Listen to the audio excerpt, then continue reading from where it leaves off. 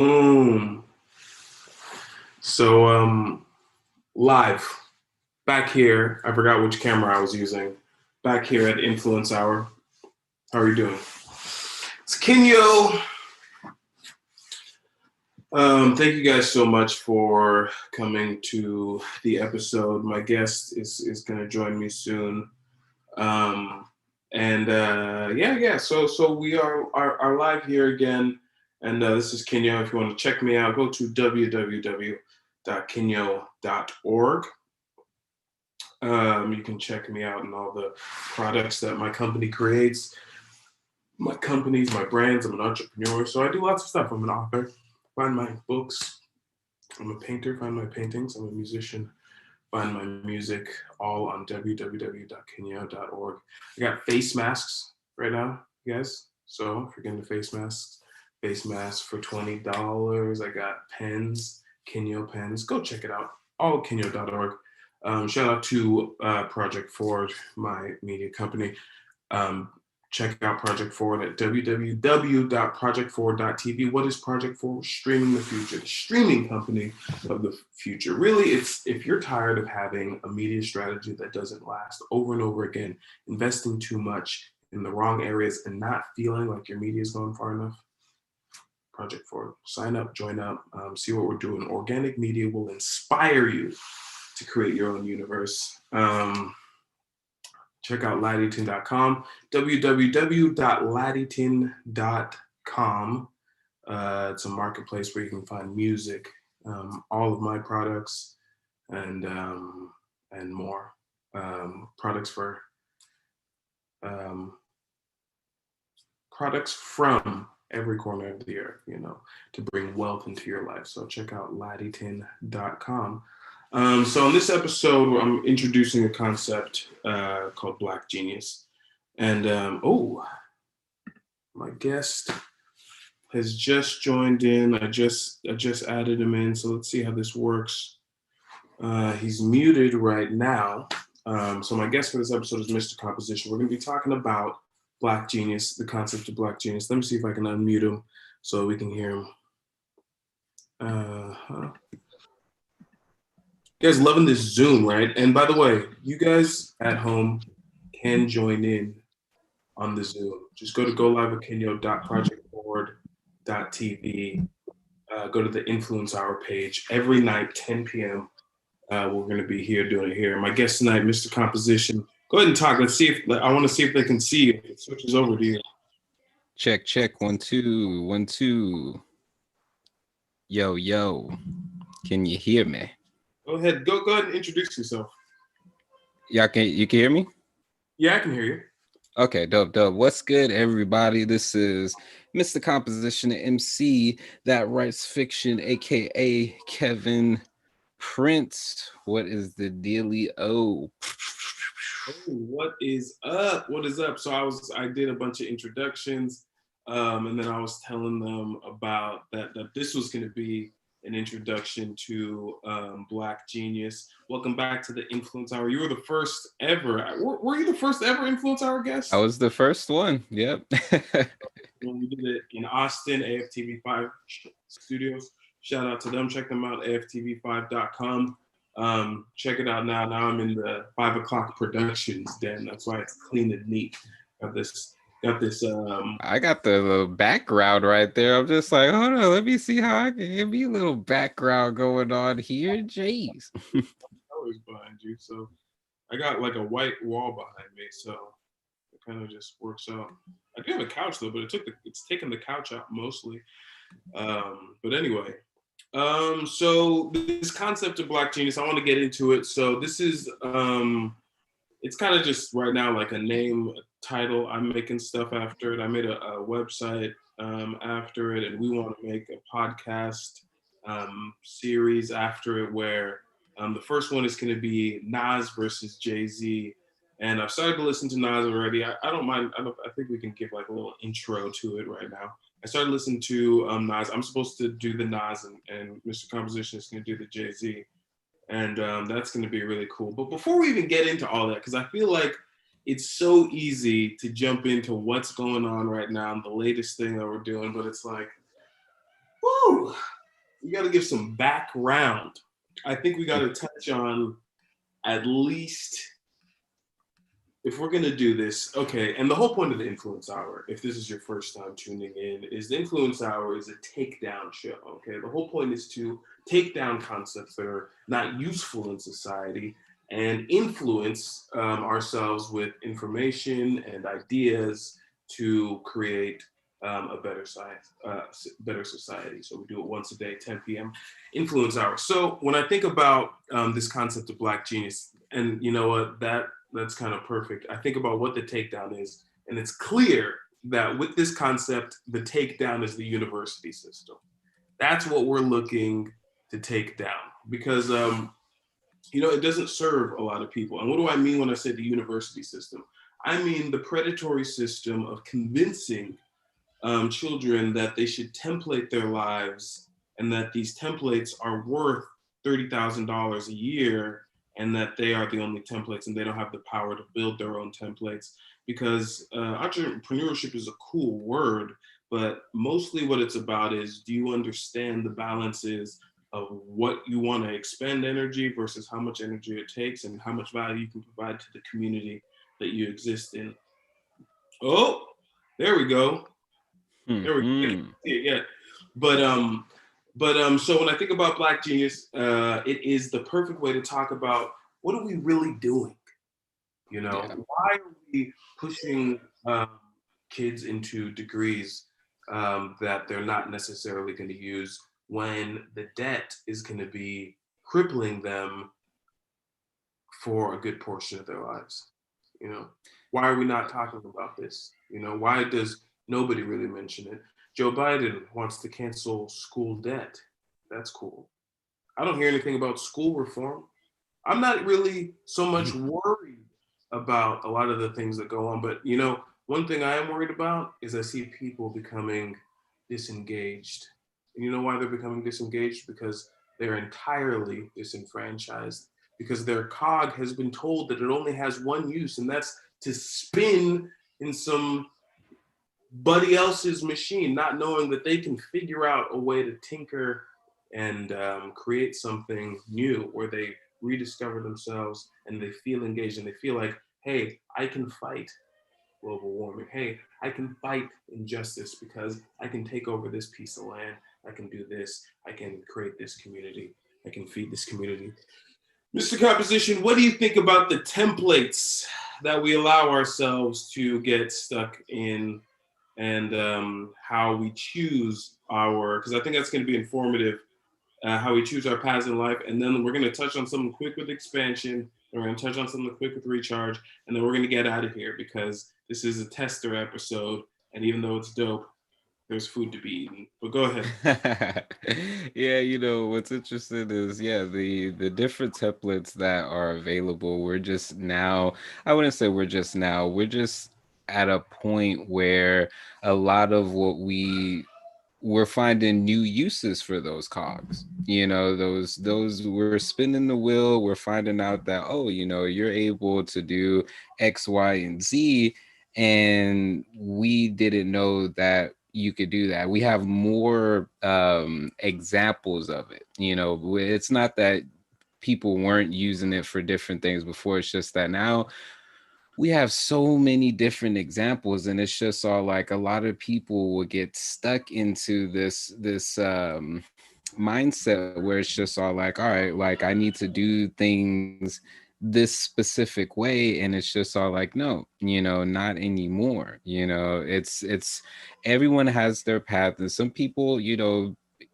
gotta have some people who want to do that work, and some people do. Some people legit like having that stuff just be simple for them. They get a paycheck, they're good to go, they're able to take care of their family, and that is honorable.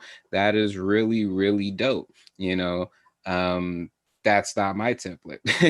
Like the way that I see it is, I realize that it's something that I realize more as time goes on, that this template that we create it is unfolding as we're going on. We're creating the template, as we're going forth with a lot of what's going on. It's so cool that it's like mixing between like the universe and myself on here trying to get the lighting right. But yeah, the templates that we have, especially within the school system, isn't made for people to thrive in individuality. It's just all like, and it's not that it's not there, it's just the fact that it is not taught. It's literally, it's in the school. You got to figure it out. People who figure it out, they can go in situations and get what it is that they're needing out of the situation. Perfect jump off. All right, we're gonna go into a speed round right here. First thing I want to hear is um, name to the greatest moment of self-discovery during the expansion tour for you. Oh man, what it was just it's like you're in a video game and you know that beyond the city there's stuff that's there. You hear about different stories, but it's one thing to actually embark on that journey. It's like, imagine Ash Ketchum and him the first time he left Pallet Town. And it's not that I haven't left out of the city before, different things like that. There was just this level of childlike discovery of, I don't know what we're going to end up finding, but we got some individual experience, and I feel like the self-discovery aspect was realizing that you like get legit go anywhere. I think like once you realize of that, in a sense, it's just all like, oh man, like that helped me to unlock so many things within myself, because it was just all like, okay, if you make these leaps and bounds within your own inner universe, but it's one thing to imagine and look at videos and observe through documented evidence that other worlds exist, but it's a completely different other thing to actually physically go to those other worlds. It's something that you can't explain, No, I know exactly. yeah. I was thinking about the exact same thing earlier, and I was like, it's interesting we get in these tunnel vision periods, and we forget that we could be moving all the time. Like there's so much to see out there. When I think about how much of the world I haven't even glimpsed yet, it's insane.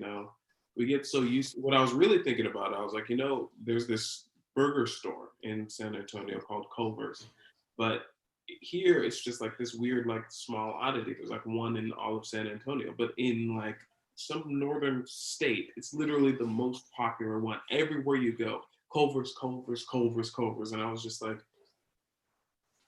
we live in tiny little nooks in the world. Okay, so let's get into a recharge. And when I think recharge for me, I'm thinking about, this is such an interesting time to connect to some of the coolest things. What do you think is one cool thing that you love doing that you haven't done for a while that you think you're going to start reincorporating into your life as soon as you can? Probably playing video games.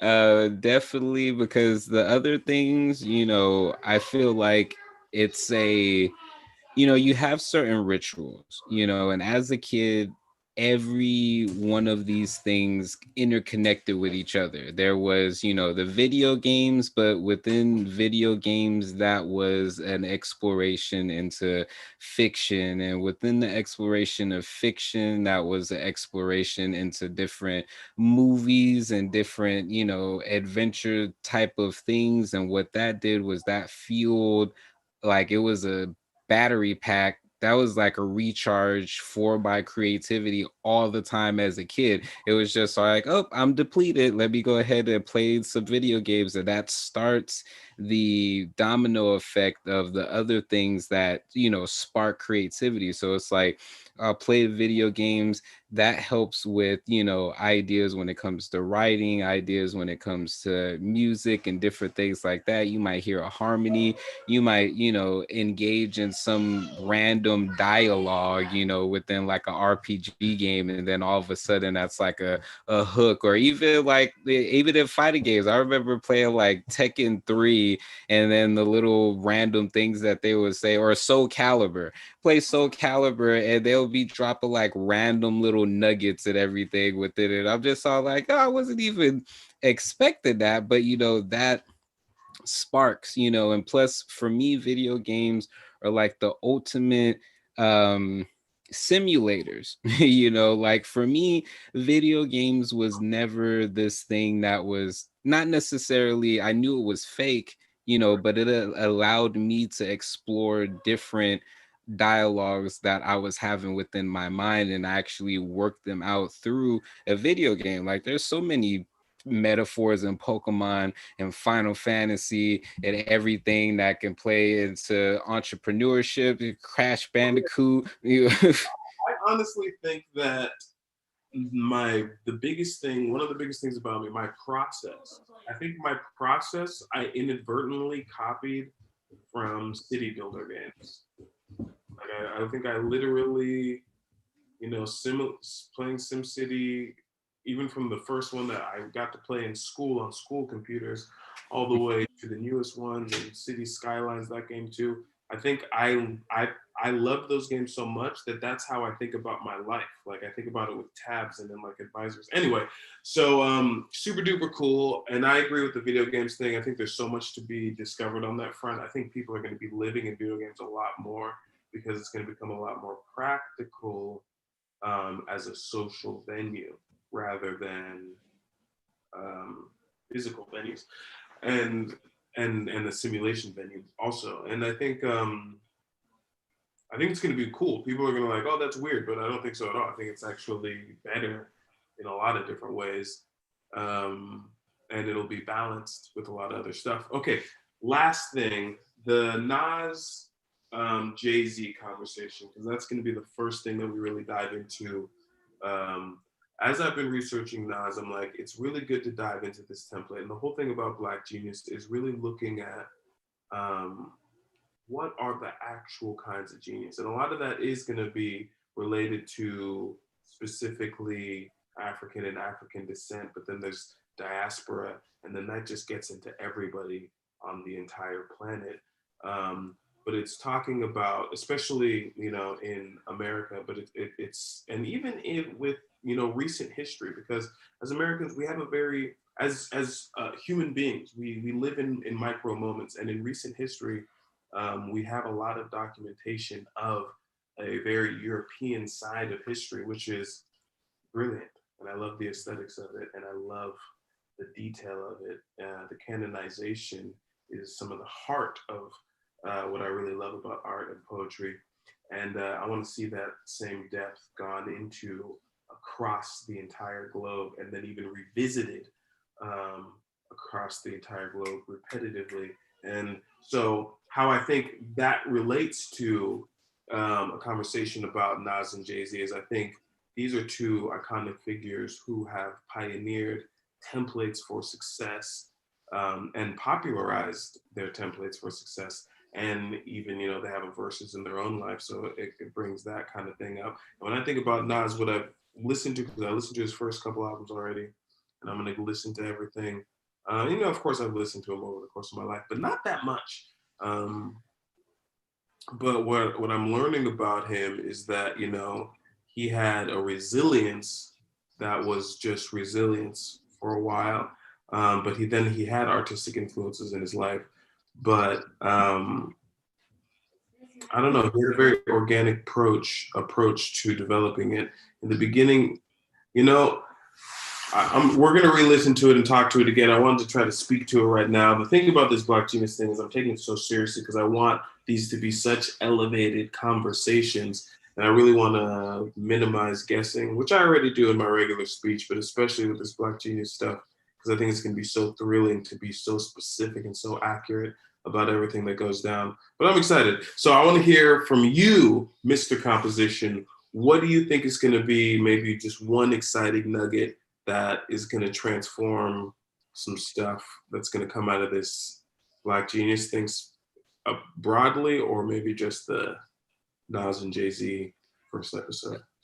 I think mainly it's going to be representation. We just need to see and understand, for one, the process, even as they were younger, the way that, they got money was different, but also the way that they came in the music industry was different. And I think that it's important to have these diverse stories, and also the diverse stories in representation of what's possible, and it's not even the fact that you just only have to go into entertainment, because they've transcended that, but they used it as a vehicle, to be able to, for one, express themselves, but also to be able to talk about things that are super relevant in a day and age where, what's crazy is the fact that prior to recorded music, we would just have to read about people in books, hear about people's stories in books.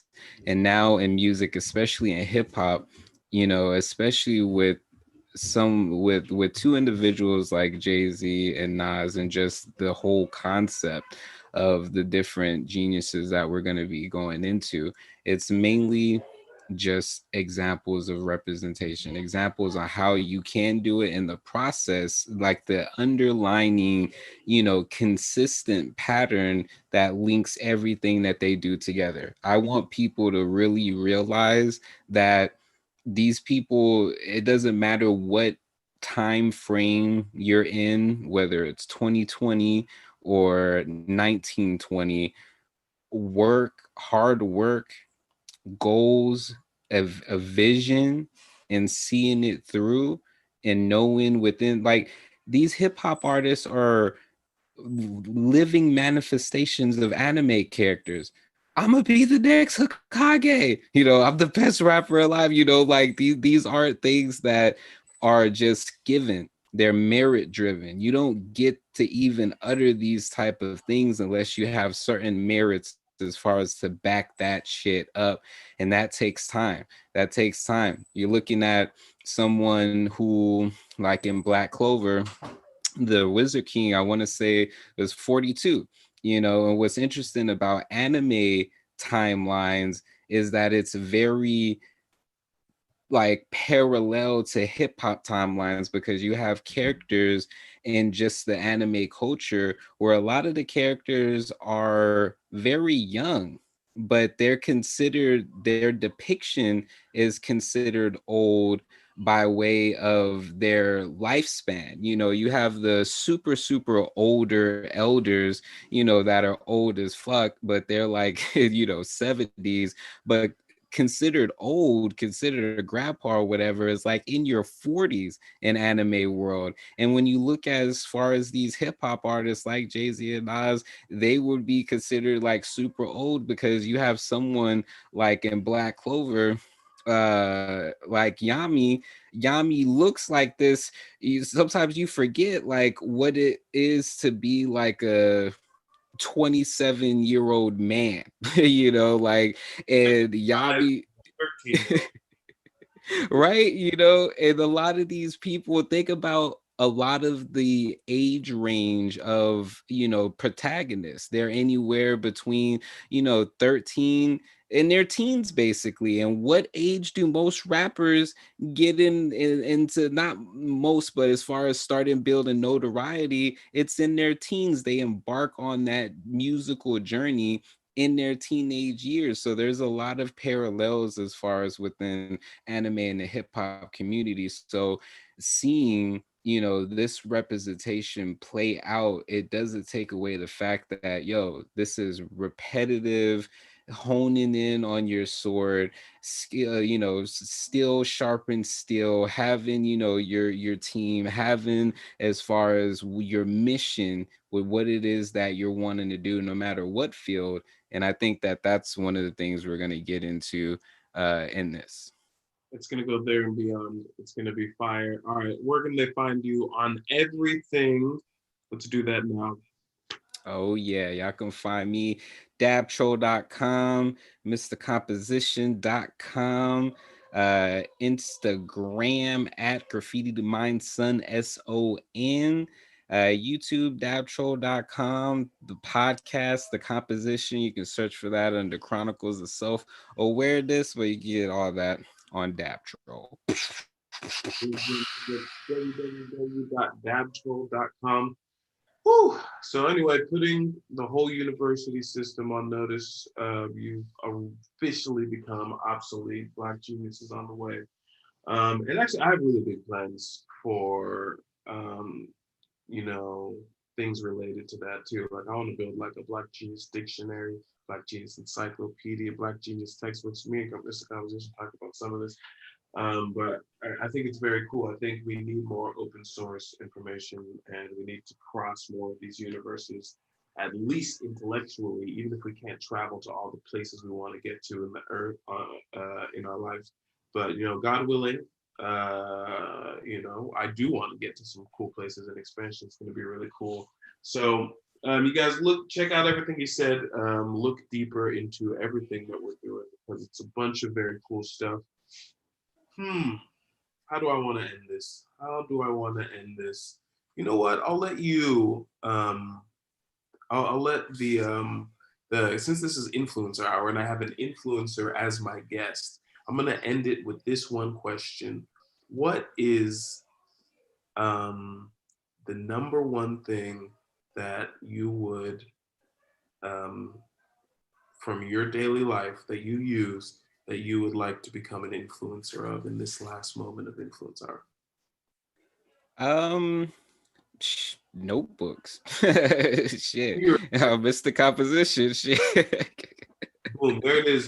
Notebooks, you guys. This is the Black Genius episode of Influence Hour featuring Mr. Composition. And this whole episode was really just about notebooks.